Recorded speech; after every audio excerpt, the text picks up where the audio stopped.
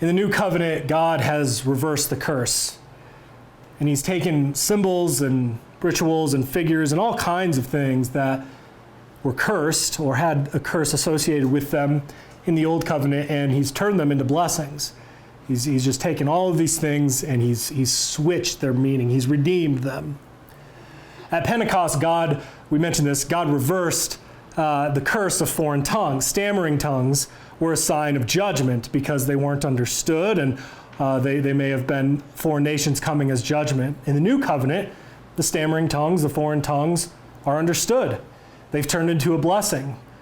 They were understood by the hearers of Pentecost. They were understood by the nations that missionaries have gone to, that the church has attested to over the ages, and they're understood when we interpret them, like Paul says to the Corinthians.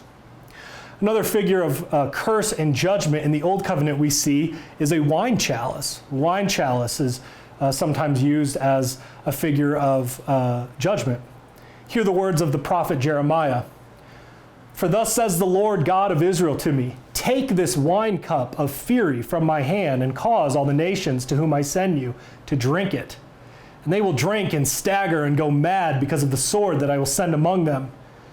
Then I took the cup from the Lord's hand and made all the nations drink, to whom the Lord had sent me.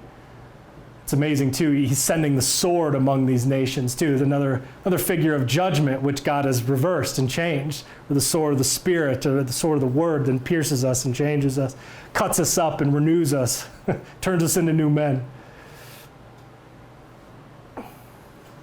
And I took the cup from the Lord's hand and made all the nations drink, to whom the Lord had sent me, Jerusalem and the cities of Judah, its kings and its princes, to make them a desolation, an astonishment, a hissing, and a curse, as it is to this day. And he lists all the nations of the earth, basically. And he ends, all the kings of the north, far and near, one with another, and all the kingdoms of the world which are on the face of the earth. And then he goes and he mentions the king of Babylon, but it's a nickname that he uses. Also the king of Shishak shall drink after them.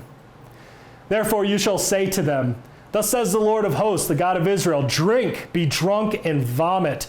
Fall and rise no more, because of the sword which I will send among you.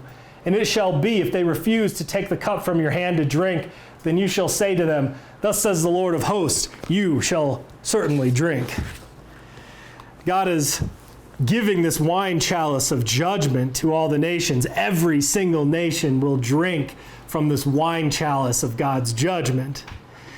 In the new covenant, God has transformed the wine chalice of judgment into the wine chalice of blessing. And similarly, he says, all the nations will certainly drink from this cup of blessing. Christ's blood paid for the judgment that belongs to us, the nations, and he has turned it into a blessing, into everlasting life for us. The old covenant says all who hang on a tree are cursed. Christ became a curse for us, taking the curse that belonged to us onto himself. And now whenever we see that tree, that cursed tree, hung from people's necks or wherever, it's a blessing. People don't wear it because it's viewed as a curse. It's viewed as a blessing now.